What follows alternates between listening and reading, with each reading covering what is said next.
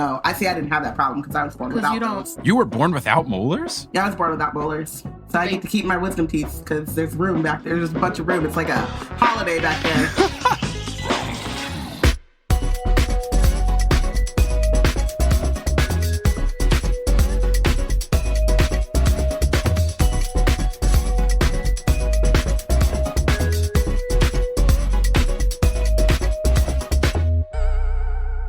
Welcome, fellow sleuths, to Meddling Adults, a game show where we grab our best friend who likes to punch people and we go head-to-head to test our wits against the prowess of fictional young detectives for charity. I'm your host, Mike Schubert, and I am notoriously bad at solving children's mysteries, which is why I'm safely behind the judges' table letting others duke it out instead. Our contestants for this first episode of Season 2, the debut, the Dabe 2? I don't know. It's Robyn and Bayana, the co-hosts of Wizard Team for Black Girls Create. Ladies, how's it going?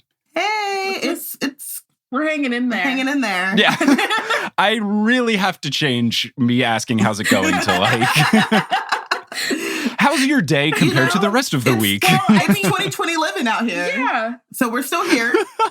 But here today, we are going to be solving children's mysteries from Encyclopedia Brown. Now, for season 2 of Meddling Adults, we're switching things up a little bit in that I am going to let you, the guests, talk a little bit about your charity so that the people can understand who you're playing for, why you are playing for them. So I'll turn it to you, Robyn. What charity are you playing for and why? I'm going to play for Hop Along Animal Rescue because animals, dogs specifically, are better than us and deserve all of the good things. So Hop Along Animal Rescue is the largest all foster animal rescue group in the Bay Area. They have 620 foster homes, 580 volunteers, 36,000 shelter animals that they rescue before they are euthanized. And so because it's also a rescue, like foster group, all of the animals that they rescue go to foster homes. So that is a lot of logistics, a lot of support, food, crates, things like that. And I want them to get support. That is awesome. That's fantastic. Bayana, who are you playing for and why? I am playing for People's Breakfast Oakland, which is a grassroots organization that provides food, clothing, hygiene packs for homeless folks in Oakland. They also, I think, recently just did like a COVID testing like thing for folks. And I chose them because I'm an Oakland native and the rate of homelessness has been like ridiculous in the last 5 to 10 years, and they're doing really important work. That's fantastic. Those are both great causes. We will put links to their websites in the episode description. So listeners, if you want to check that out, go for it. But with that taken care of, I say we put the pedal to the metal and learn how the game works and then get into the mysteries. So I will be recapping 4 quick mysteries from the esteemed children's novel series Encyclopedia Brown. Neither of you have read these ahead of time. I will recap them and then I will ask you for your guesses of who did it. And I will be awarding points for correct guesses, and I will also be giving out bonus points for things such as the Misery Loves Company bonus point, where if your incorrect guess matches my incorrect guess, I'll give you a bonus point. Or for anything else I see fit. You throw a good jab at each other, you say something particularly funny, you give a particularly bonkers guess. I really enjoy pitting people against each other that have some sort of relationship, and the fact that you two are co-hosts of a podcast and coworkers and family is just, I'm feeling some blood. This is like the juiciest possible combination. I also think that I should get a bonus point because it's like home field advantage for Bayana. She's like sitting at her desk with her writing utensils and her Post-its, and apparently we're taking notes. And I thought we were just going to be like, you don't have to take notes. If you're taking notes, I'm taking notes. I'm just saying, I thought that we were doing this like on the fly, and this is on the fly for me. All right, but I still, home field advantage and whatnot. Speaking of a home field advantage, do either of you have experience with Encyclopedia Brown specifically, or any other mystery series, mystery novels, etc.? Not Encyclopedia Brown. I was really into Scooby-Doo. My sister, she had a moment where she was like watching all of these like she's Scooby-Doo. 8. Okay. She was watching all of these. Sorry, I had to. Yeah, she was watching. My 34-year-old sister. But she had like a full like Scooby-Doo like thing that she was doing. Spiral. And I mean, I don't really know what they're doing now. I think they have like a movie in which like Bobby Flay and like a bunch of like folks from like the Food Network were characters. Whoa. Which was apparently like Fred and Bobby Flay are related. JC Chazé from NSYNC was on, and she ran into my room like she was giving me the worst news in the world because she knows that I've been in a long-term relationship with JC Chazé since I was 11, maybe younger. But she ran into my room and she's like, Robyn, JC was on Scooby-Doo and he was the bad guy. No! I gotta find that episode. Yeah. And I was like, oh no. Serves him right for not marrying me. We've just been dating since I was 11. Exactly. Where's the ring, JC? Honestly, he's got a criminal record, so he's trying to save me. Yeah, for me, my mysteries were more, I remember reading like Nancy Drew. I remember reading all of the Boxcar Children. Does Harriet the Spy count as a mystery? Yeah, I think so. She was definitely a meddling case. For sure. I watched that movie so much that like for a time period of my life, I only ate tomato sandwiches. And my mom and dad were like, I don't know, man. And I was like, I want a tomato sandwich. That's what I want. But also, I have ADD and I can't remember what I did yesterday. So none of those things ever really stuck in my head. I know that I read them, but I don't know nothing about them. All right. Well, we'll see if it can help you out as we go into these Encyclopedia Brown mysteries, the first of which is called The Case of the Two-Timer. So Encyclopedia Brown and his junior assistant detective... He's a boy? Oh, yeah. Encyclopedia Brown's a boy. He's a fifth grader. He's 11 years old. I thought her name was Encyclopedia. And Encyclopedia is definitely a feminine name. Is his name not Encyclopedia? His legal name is Leroy Brown, and his nickname is Encyclopedia. His nickname is Encyclopedia because he reads a lot of books, and he's a big old nerd. So the kids call him Encyclopedia, which I think is an incredible nickname. Yeah, I'm not mad at that. Not mad at it at all. I thought, just in my head, when you say Encyclopedia Brown, in my head comes up this like sassy little black girl named Encyclopedia. 2020 reboot. Let's go. Okay. He's a boy. All right. Cool. He's a boy. So Encyclopedia Brown and his partner Sally are walking in downtown Idaville because half an hour earlier, they got a call from a kid in town named Lefty Dobbs, and he said to meet them in front of City Hall right away.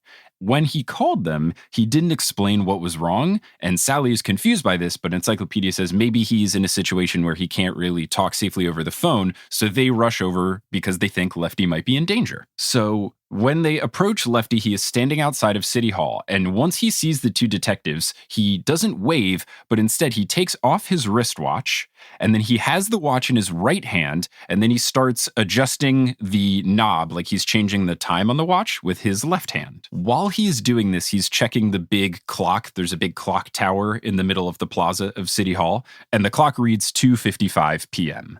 So Encyclopedia Brown asks Lefty if he's okay, and Lefty really quickly shushes him, and then he whispers in Encyclopedia Brown's ear, "Stick out your palm. I want to hire you for a case." So the classic Encyclopedia Brown thing is that he charges 25 cents for a case. So Encyclopedia Brown sticks out his palm. Lefty puts a quarter in his hand, and then, whispering, continues and says, "This case is extra difficult, so I'll give you a higher fee," and then gives him $5 whole. Oh, now, this is 1965 $5 whole. So that is quite a bit. Lefty's got bank. Okay.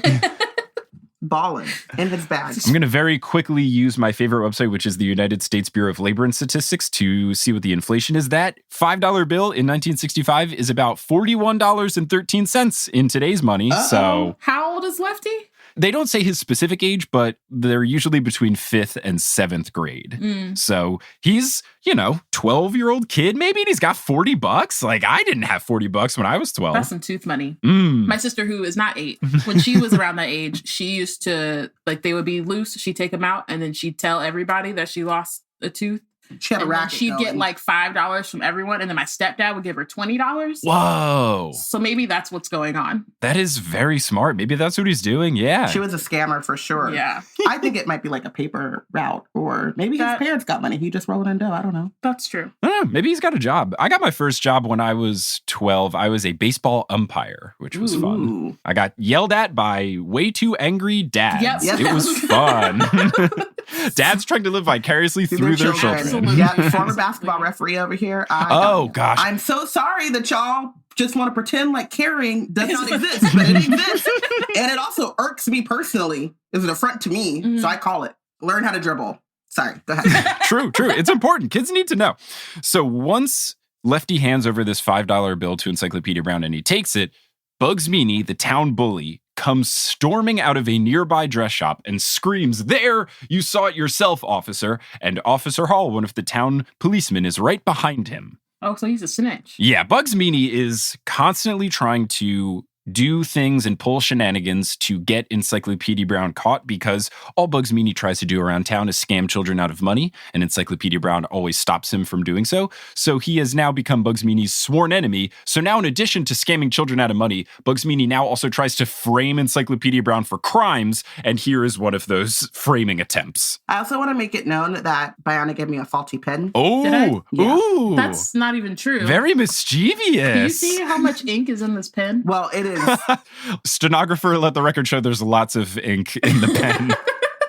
It's not working, though, so. Okay, there will be a fifth mystery in this episode. It is the case of the faulty pen. So, Bugs Meany claims that Encyclopedia Brown and Sally have been running a racket for weeks, and this racket is that people will go into the plaza of City Hall, use the clock tower to set their watches, and when they do so, Encyclopedia Brown will go up to that person and tell them that they owe him a watch-setting fee of 25 cents. Now, I don't know how the 60s worked, but this seems very strange. But Lefty ends up being in on the scheme because he backs up this phony story, and he tells the officer that Encyclopedia Brown walked up to him, said he owed him 25 cents because he owns the clock in Town Hall. Wait, what? Wait, Yeah. Lefty owns the clock or Encyclopedia? No, Encyclopedia owns the clock. Why am I helping you? Okay. He's 10?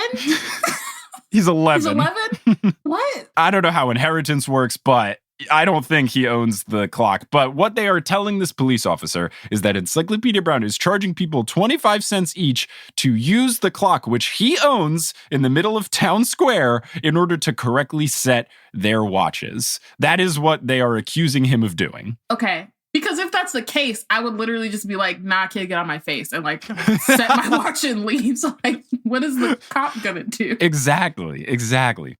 So Lefty continues. He says, I paid Encyclopedia a quarter for setting my watch. Then he sold me the collection rights for $5. He said I could make $10 a week easily by collecting 25 cents from everyone who sets their watch using the clock. These kids are scammers. Sally, of course, is absolutely livid, and she is shocked that the officer is even entertaining the idea of believing what Bugs and Lefty are saying. And the officer, who is clearly very bad at their job, we've learned over the course of this series that the police chief and the entire department in Idaville, Florida, is just not up to... We're in Florida. Okay. Yeah, we're in Florida. Yeah, okay, yeah, sorry. I should have said that right at the top. We're in Florida. All right. So the officer is torn. He says that it's a serious accusation, though, but he couldn't hear what was being said since they were inside this dress shop. But he saw everything that transpired. He saw the money change hands. And while it was happening, Bugs was explaining to the officer what was going down. And he says that everything that happened matched with what Bugs told him would happen. And Encyclopedia Brown interjects. He says, I'm sure Bugs Meany did a very good job telling the story, except for, and then the book asks you, how does Encyclopedia Brown know something is up? So I turn to the two of you. How does Encyclopedia Brown know that Lefty and/or Bugs Meany's story is false? Other than the fact that he didn't do it? Yeah, other than the fact that I don't own the clock. I'm 11. I'm 11 and I only charge 25 cents per case. I need to seriously up my rate if I'm going to buy a clock tower. Yeah, like what? Oh. Lefty calls Encyclopedia to come meet him. If Encyclopedia Brown was really running this like clock setting fee thing, he would just be there capturing money from everyone who is setting their watch, but he only does it with Lefty. Okay. There's no phone records in the 30s, though, right? Do they like trace calls? I don't know. I was just thinking there's no phone record. I mean, if there were phone records, he could run them. Yeah, I'm assuming he just used a payphone in Right. town. Okay, that's a solid guess. Bayana, how about you? So he walks up and he sees Lefty just like fiddling with the watch, right? He takes it off. Yeah, so once they make eye contact, Lefty takes off his watch, grabs it in his right hand, and then starts spinning the little knob with his left hand. Yeah, I guess other than that, it's just weird. Can I guess again? Sure. Is it that his clock watch knob is not left-handed? Ooh, okay. All right. Oh. So he's pretending to do the knob? Yeah. Okay. Oh. So here's what I will say. Robyn, you are correct. Hey! That is the situation.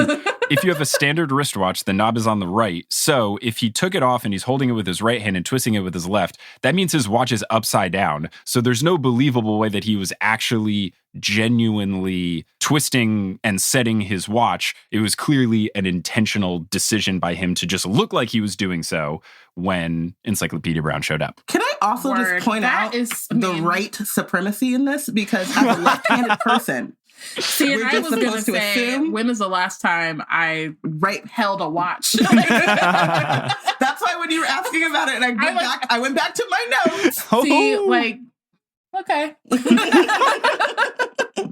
Oh, man. So at the end of this first round, Robyn has a 3-0 lead as we get into our second case, the case of the false teeth. So it's funny that you mentioned teeth money, because this is literally a case about teeth money, which is a common theme throughout Encyclopedia Brown. Teeth come up more often than you would think, and certainly more than you would hope. So it's a Sunday afternoon, and Encyclopedia Brown and Sally have gone to the beach, and they brought a football with them to throw around. But the narrator says that they should have taken a kite because a strong wind was sweeping in from the ocean, and every time they threw the football, it would blow their tosses into palm trees or to other people on the beach. So eventually Sally gets tired of people giving them dirty looks from the football hitting innocent people at the beach. So she says, let's stop doing this. Why don't we just build something in the sand? And Encyclopedia Brown says, okay, we can build an atom smasher. So they do. This is also an Encyclopedia Brown theme, is that if he's reading a book, it's a bananas way too smart for a fifth grader book. And similarly, they're going to make an atom smasher from the sand. I had to Google if this was like a thing, but no, they're just like making an atom smasher device that you would find in a high-tech lab out of sand. Is this man Tony Stark? What? Sounds like it. Pretty much. Okay. Wait, is it a working atom smasher? It's not just a likeness? I don't know. It's not functional. It is a model sand atom smasher. People make sandcastles we have, I don't know. So just as they are about done with their atom smasher, a kid named Freddie Zacharias comes through and just walks right through the atom smasher, destroying it. He profusely apologizes. He says he wasn't looking where he was going.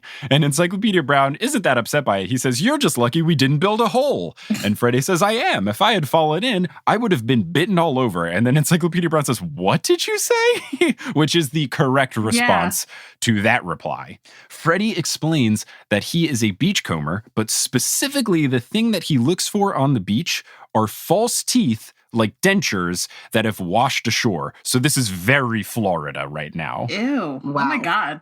What a hobby. So Freddie explains that apparently people lose their dentures on boats, on cruise ships, if they're just in the ocean, on the beach, etc. And the teeth will wash ashore, and he will collect them, and then people put ads in the paper to get them back and offer monetary rewards for it. And he's taken people up on this, and he's made so much money from this that just this summer alone, he bought a new bike. Ew. What? Yeah, it's terrifying. What? It's awful. Okay, no, what? Why would these still work? Why would you still put them in your mouth? Florida's going to Florida. I don't know. Okay. My goodness. I think the reason why this is set in Florida is because it answers a lot of questions that you have. Okay. Because it's Florida. Yeah. Wow. Jason Mendoza would do something like this. I see it. So Freddie apologizes again for destroying their atom smasher. He calls it their sand thing, which I think is pretty accurate. And he heads on down the beach in search of teeth, I can only assume. So the wind is still blowing pretty hard coming in from the ocean. So Sally and Encyclopedia say, okay, let's just go swimming. So they go in, they go swimming. And when they come back from swimming, Freddie comes back, he runs up to them, and he says that some kids stole his teeth. Oh, my. Not his actual teeth, the teeth he's been collecting.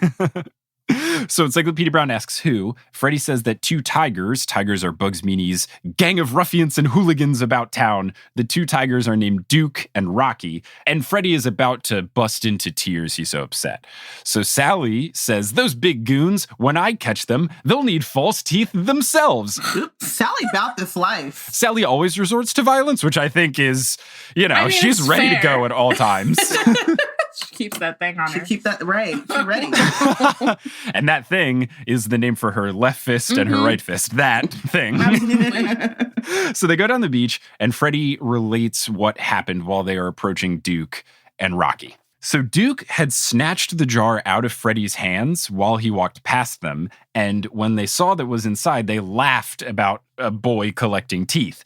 But Duke then took some of the dentures out and, in what I think is an incredible move, started doing like a flamenca dance and did little castanets with the teeth. It's gross, but also incredible bullying. Yeah, like what? But he got too big for his britches. Freddy says that while he was clicking the teeth around, it got too close and he bit himself in the ear with the teeth he was using as a castanet. Okay. Oh my. So this made him very upset. He kicked over the jar in frustration, and the newspaper ads flew out. Rocky caught one of them, and he read to Duke that these people were asking for money, so instead they decide to steal the teeth from Freddy. They told him to beat it, and then their plan is to go sell the teeth back to the old people that lost them. I am upset that you would spend money to put an ad in the newspaper, which in the 60s was like the way to do it, sure, but costly. You spend money to put an ad in the newspaper for teeth you lost that you're going to then pay money to retrieve when you could just get new teeth. Buy your own new teeth. You could buy a house for $100. Like they're walking around with no teeth. Hold up. They're walking around with no teeth in hopes that somebody will find their teeth. That they lost in the ocean. So the kids see Duke sitting under a palm tree. They go up and confront him. Encyclopedia Brown first asks, "Where's Rocky?" And Duke says Rocky got sunburnt and went home. Sally accuses Duke of stealing the teeth, and Duke says, "After all I did for Freddy, he accuses me of stealing?" And Encyclopedia Brown challenges him, saying, "What have you done for him?"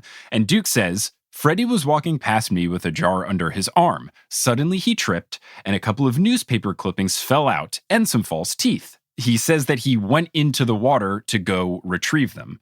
Sally asks, "Well, what happened to your ear then? How do you explain the bitten ear?" And he says that while he was going into the water to retrieve the newspaper clippings that flew into the air, into the ocean, he said that he fell into the water, and while he was underwater, he got bit on the ear by a crab. Encyclopedia Brown immediately knows that this story is a bunch of hogwash, so I turn to the two of you.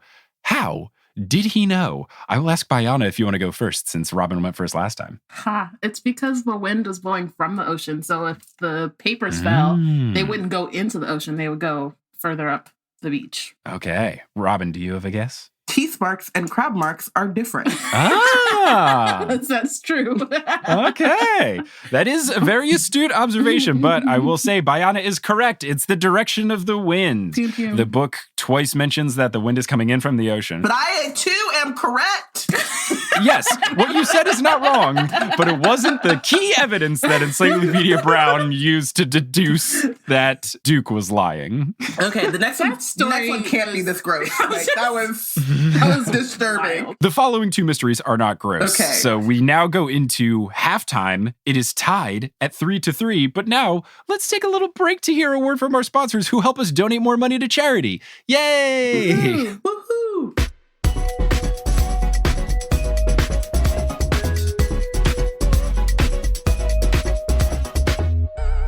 Today's episode of Meddling Adults is brought to you by the Meddling Adults Patreon. So we are opening up the opportunity for episodes of Meddling Adults to be sponsored and have sponsorships, and we would take all of that money and put it towards the expenses. That way, more of the Patreon money can go to charity and less to covering expenses. Now, we don't have a sponsor for this episode, but I wanted to use this ad space to let you all know that that is a possibility going forward and just be upfront about what we will be doing with sponsorship funds. But in the meantime, you can support the show, and by that, I mean help us give money to charity if you go to patreon.com/meddlingadults. There's some bonus clips there, but for the most part, we're just taking those funds and giving them to the winning charities and also covering expenses like hosting the podcast, hiring editors, etc. So all of your support means so much. And we raised a lot of money last season. Let's raise even more this season, and you can help contribute to that total at patreon.com/meddlingadults. Most weight loss plans are one size fits all, not taking into account each person's individual needs. Noom is here to change that. Noom Weight uses psychology. That's why they say losing weight starts with your brain. But it also takes into account your unique biological factors, which also affect weight loss success. The program helps you understand the science behind your eating choices and why you have cravings. Everyone's journey is different. so your daily lessons are personalized to you and your goals. One of the great things about Noom is that it's nourishing instead of restrictive. They focus on progress instead of perfection. You don't have to give up carbs, or anything for that matter. Have cravings? Food FOMO? Noom can help you lose weight while still enjoying your favorite foods. To date, Noom has helped more than 5.2 million people lose weight. Stay focused on what's important to you with Noom's psychology and biology-based approach. Sign up for your trial today at Noom.com. That's Noom.com.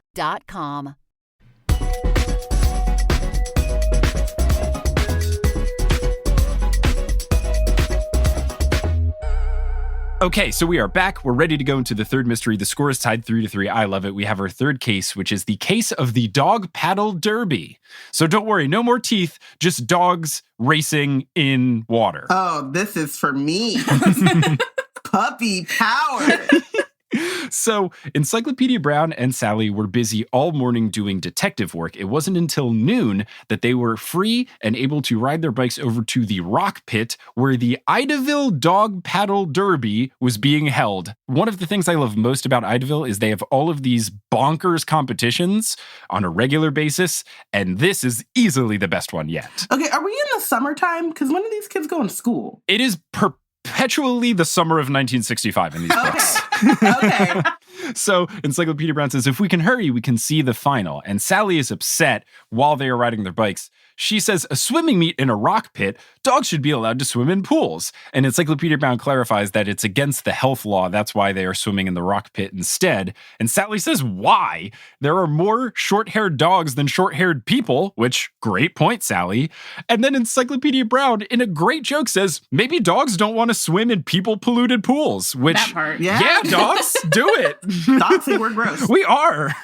I mean, my dog, every time I pick up after her, she's looking like I left the poop there for a reason. Why are you touching the touching poop? it? It's poop. Leave it alone. You either leave it there or you eat the remaining food out of it. What are you talking about? Exactly. Goose poop is her favorite delicacy. We don't want to talk about it. Nom, nom, nom, nom, nom, nom, nom. So at the rock pit, they are met by a kid named Fangs Live Right. What? Wait, sorry. Fangs? Fangs Live Right. Right. You know, we can't escape teeth as much as we try to in these stories. He is described as one of Encyclopedia Brown's friends, so we can trust a man named Fangs. So they see him, and pinned to his shirt is a button that says Meat Director, but it's not meat like racing meat. It's MEAT Director. So Sally goes, shouldn't that say Meat Director MEET? And he says, no. I'm in charge of the meat. The winning dog gets 5 pounds of hamburger meat, which is Dang. super cool. I'm sure the dogs would be very happy about that. Unless it is bad for their stomach.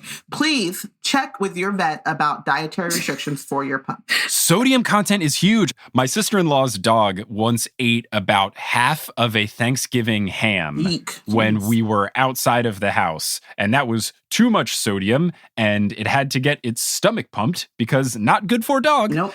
And that is why this meet has a meat director. Mhm. So the finals are about to start. Encyclopedia Brown watches 5 dogs all get lined up, and there is a teenage boy who is getting them all into their little starting locations. Encyclopedia Brown first sees him move a Cocker Spaniel into position, and he has one hand under the dog's jaw as he kind of lines him up at the starting line. Encyclopedia Brown asks Fangs who this kid is, and Fangs says that his name is Horace Cushing, and he is a kid from the north side of town, apparently. He is an official, much like Fangs and this other guy named, and I'm not kidding, Puddinghead Peabody. What? So Puddinghead is the water boy. He is supposed to get water for all the dogs. Fangs is the meat director, and Horace is the one that is setting everybody up on the starting line. When Fangs is talking about Peabody's job as water boy, he says that each dog has a 1-quart bowl that gets filled to the top with water. So each dog gets a quart of water, and Puddinghead empties the bowls after each race and fills them up with fresh water that he gets from the shed near the rock pit. That seems suspicious. So Encyclopedia Brown, in a great pun, asks, now in this kind of race, it's easy to tell the underdog, but who's the favorite, Fangs? Fangs says that the front-runner dog is the dog that Encyclopedia Brown saw the guy moving into the starting line. That Cocker Spaniel's name is Rags. I know nothing about dogs, so I don't know if a Cocker Spaniel is particularly good at swimming, but they say that Rags is good because, quote, not only does he clean his plate, but dries it with his ears, which I guess means he eats a lot? No, Spaniels have very long, floppy ears. That's what they're like known for. I need to know the other dogs here because Spaniels, while they can swim, and I'm going to shut up because Bayana doesn't know this. Don't give her any information. So right after Fangs makes this explanation, the starter gun goes off, and 4 of the 5 dogs start jumping out and go swimming, but Rags, the favorite, has rolled over on his side and just doesn't want to swim. He looks to be asleep. So Rags' owner walks over, tries to wake him up. It doesn't work, and the race ends without Rags ever getting into the water to start swimming. So Sally asks Encyclopedia Brown what he thinks happened, and Encyclopedia thinks that someone must have fed him some sort of knockout drops or something that made him fall asleep in order to keep him from winning, since he was the clear favorite to win the race.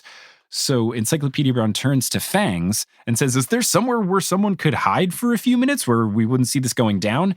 And Fangs says that the only thing he can think of is that shed where Puddinghead goes to fill up the water jug.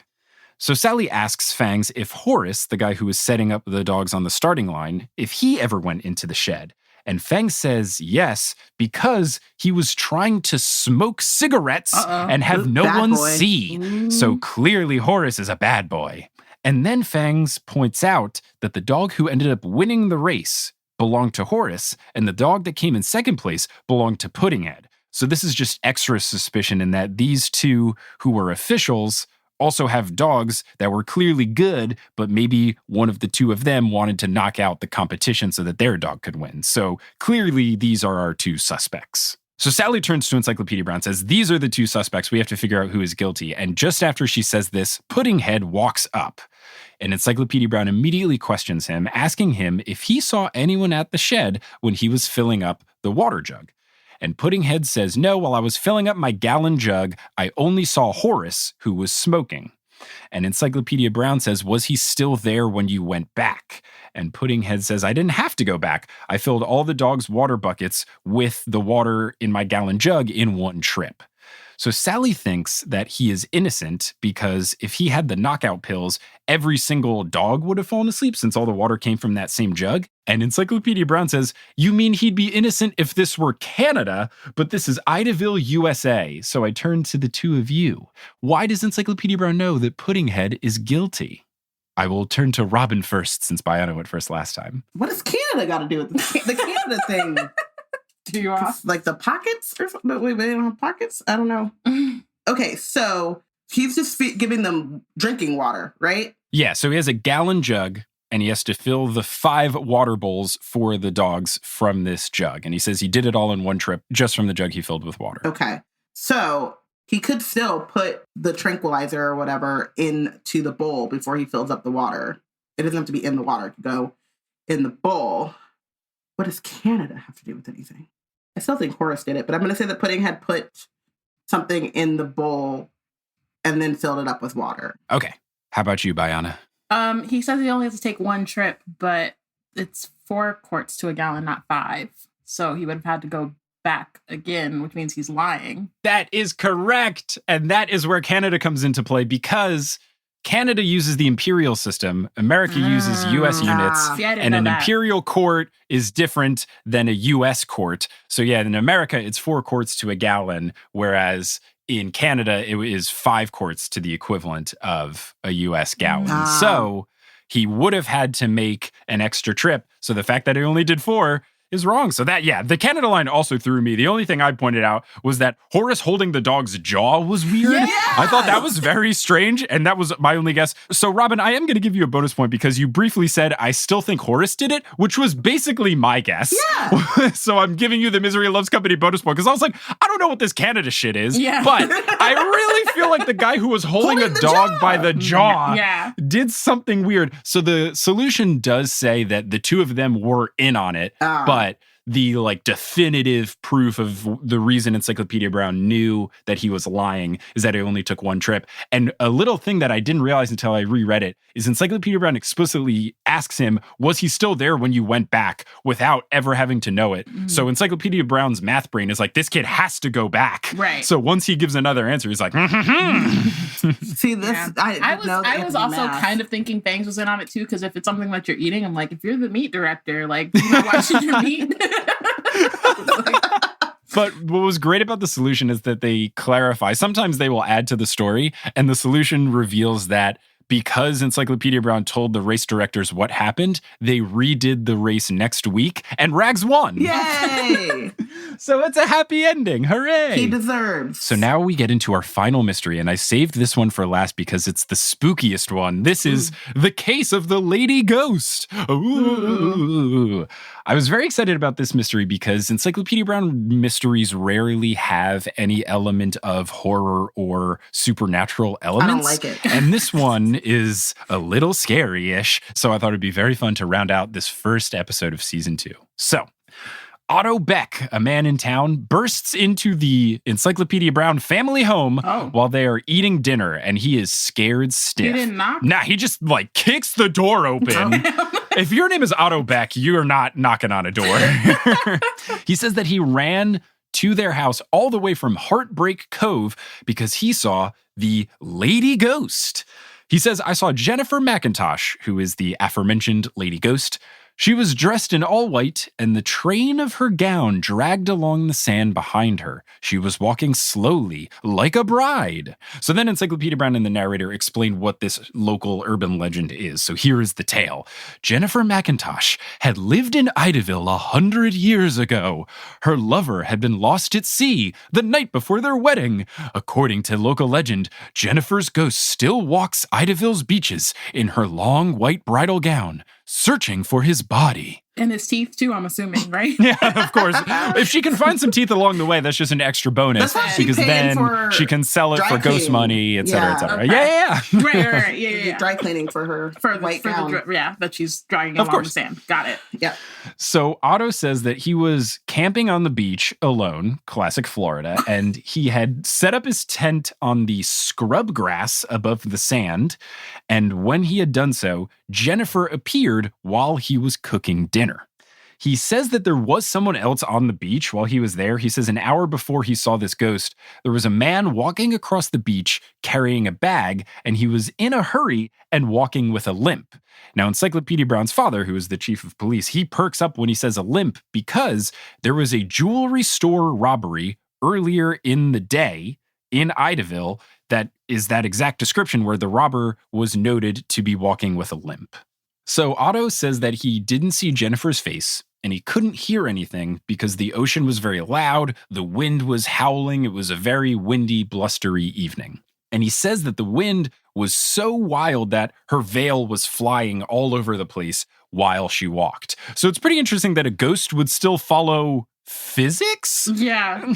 Unless it's also, maybe she also has like spooky wind. Like in Scooby-Doo when they like, they're flying and then their hair is blowing in the wind. Or like, yeah. Honestly, I first thought of like Beyonce when she's like standing the thing and hair is just like flowing. Or like Katie Bell when she gets possessed in Harry Potter and her hair's all over the place. Yeah, and it's like all over the place. I just feel like ghosts, if they're deciding that they're going to haunt a place, I think maybe They go for the part of their drama. budget is like you have to have like a wind machine because of the drama.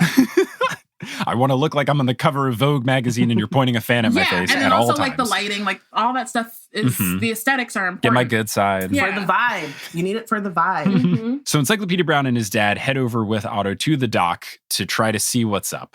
So they're looking for prints and they just find a completely smooth path on the beach. So they know that the prints were intentionally covered up.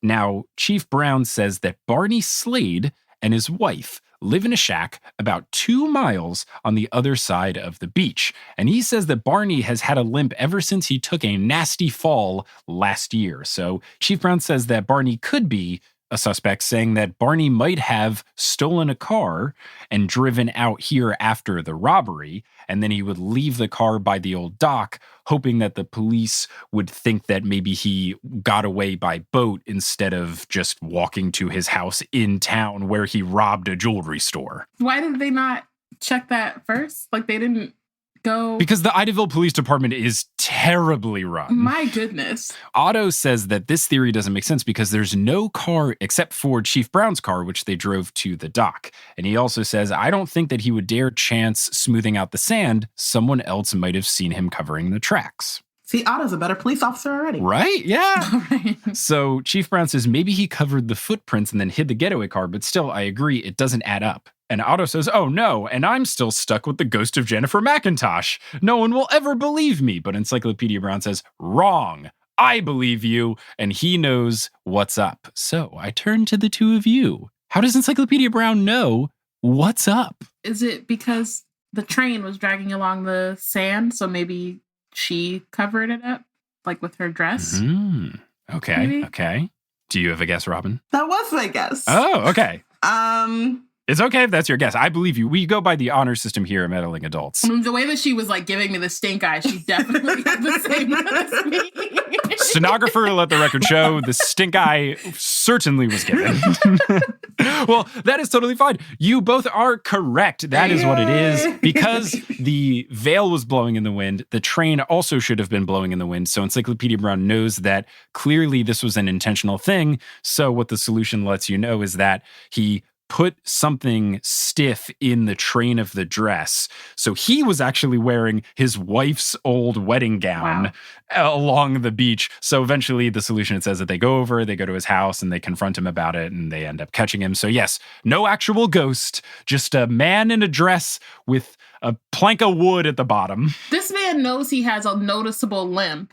And he was like, that's fine. They're not going to catch me if I just go home. How large is Idaville anyway? Because if he is the one dude with a limp, why didn't they just be like, oh, homeboy came in here? Oh, sorry, I misspoke. Barney actually had his wife walk along because his wife does not have a limp. Barney dressed his wife up like Jennifer and put some stuff on her face and hair to make her look more ghost-like, and then affixed the heavy board, and then he was waiting in the getaway car. So she, without a limp, walked across the sand. My apologies. And then their getaway car took them to their house. So they drove the getaway car, they just parked it in a different location, and then they walked back to their house so that they could try to just act like, no, we've been in our house the whole time. But they got to the house, they confronted them, he ended up confessing, and then they were arrested. Editor's note, take the car to a different town and rob them. Why would you? Don't rob the town in which you live. And you're the only person with the limp. Right. And don't rob the town where Encyclopedia Brown lives. He solves crimes all the time. So at the end of this round, at the end of the episode, Bayana, you have won this first episode of season 2 of Meddling Adults with a score of 9-7, meaning that you have brought home some money for the People's Breakfast Oakland. How does it feel to win? You know, I feel like maybe I should go into detective work. You know, anybody's missing some teeth, like, let me know. Yeah, call up Freddie. You could really go to business with him and just start making a ton of Florida money. We out here. Florida money. Sounds ominous. It does. And what happens is the same. So Robyn and Bayana, thank you so much for joining. If people want to see you doing stuff on the internet, hear you doing podcasts, where could people go? So you can find everything that we do at blackgirlscreate.org, including our podcast, our Harry Potter podcast, Wizard Team. And then we're starting a new series in which we time travel all through the books, essentially, and make up stories about what could happen if things changed at specific points, of which Mike is on one of our those early episodes. Yeah. So I'm very biased, but I think it was very good. It was. Yeah, it was. It was. Robyn and Bayana, thank you so much for joining. Listeners, thanks for listening. And I got to say, the two of you held your own. You were pretty adept at solving these children's mysteries. I don't think that I should get a point because, listen, teeth marks and crab bite are noticeably different. I've given you a bonus point. You still lost 9-8, but you were great at solving those threes. This was a close one. It was back and forth. It was a fun time, and you were very solid. And that's why instead of getting meddling kids to solve these crimes, you get a bunch of meddling adults like yourselves.